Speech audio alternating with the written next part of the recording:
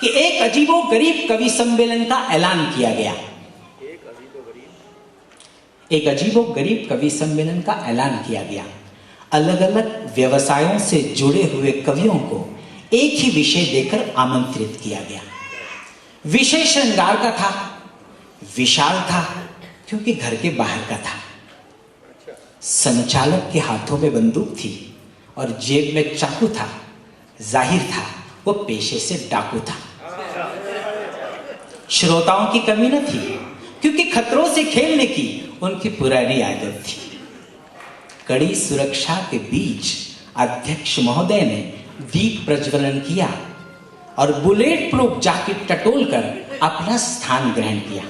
क्या बात है। संचालक ने शुरुआत की, बोला मेरे से किसी भी कवि ने सम्मान वाले शेर की आशा नहीं करने का। एक फायर किया तो खड़ा होने का, 2 फायर किया तो बैठ जाने का। उसने एक फायर किया। अब पहले कवि के कपड़ों की मैली मैली शान है। श्रोता समझ गए कि जनाब की किराने की दुकान है। माइक पर आकर बोला कि मेरे और वक्त के भलाई को देखते आइए, पाव किलो कविता की जगह 50 ग्राम वाला शेर मुलाहजा फरमाइए।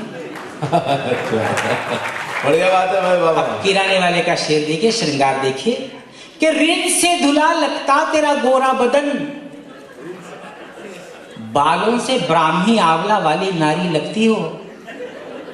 ऐ मेरे शक्कर के पोते सी गुलबदन, भाव गिरते ही प्यारी लगती हो। अच्छे बाबा। नाम तो तोला राम था लेकिन लोगों के लिए लाला था।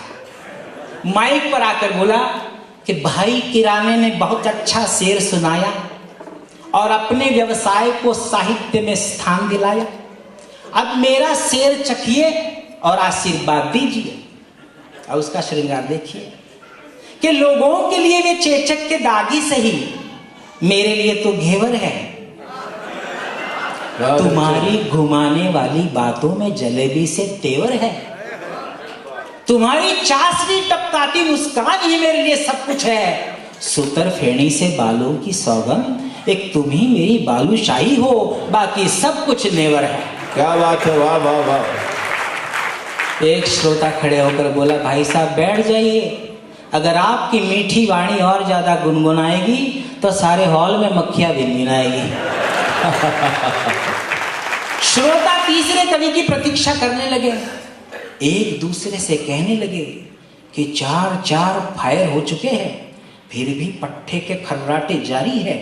हो न हो जरूर ये सरकारी कर्मचारी है, हो न हो जरूर ये सरकारी कर्मचारी है। अरे जल्दी से कुछ करो वरना समय से पहले ही भाग जाएगा। और एक ने बड़ी उपयोगी बात बताई कि 500 का नोट नाक के सामने धर दो, अभी जाग जाएगा। क्या बात है, वाह वाह वाह। 500 का नोट नाक के सामने धर दो, अभी जाग जाएगा। 500 के नोट ने अपना कमाल दिखाया। तीसरे कवि को माइक के सामने लाया। माइक पर आकर बोला कि तुम मुझे सचमुच में चाहती हो तो मेरे ऑफिस क्यों आती हो, घर पे क्यों नहीं आती हो, शर्माती हो? ठीक है, ऑफिस में ही आना है तो पीछे के दरवाजे से आना। दहेज के लिए जो रुपया इकट्ठा किया है वो टेबल के नीचे से ले जाना।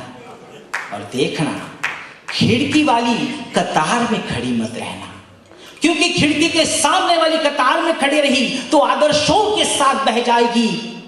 ये सरकारी खिड़की है जाने मन, इसका खुलने और बंद होने का कोई भरोसा नहीं है। जिंदगी भर कुंवारी रह जाओगी, जिंदगी भर कुंवारी रह जाओगी। बहुत अच्छा है, वाह वाह वाह वाह। अब चौथा कवि सीधे सीधे माइक पर आ सकता था, पर वह आया संचालक के पीछे से होते हुए। माइक पर आकर संचालक की ओर देखा, दोनों में कुछ समझौते हुए। श्रोता समझ गए कि दाल में जरूर कुछ काला है। अरे कपड़े दूसरे पहन रखे हैं तो क्या पहचान नहीं पाएंगे कि बंदा वर्दी वाला है?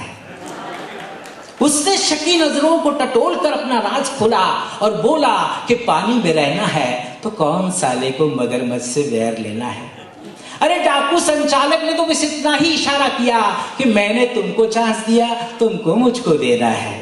बहुत अच्छे। मित्रों, मुझसे प्यार न कर सको तो कोई बात नहीं, मेरे कविताओं से प्यार कर लेना, और कविता पसंद आ गई तो बेझिझक इस वर्दी वाले को अपने दिल में गिरफ्तार कर लेना।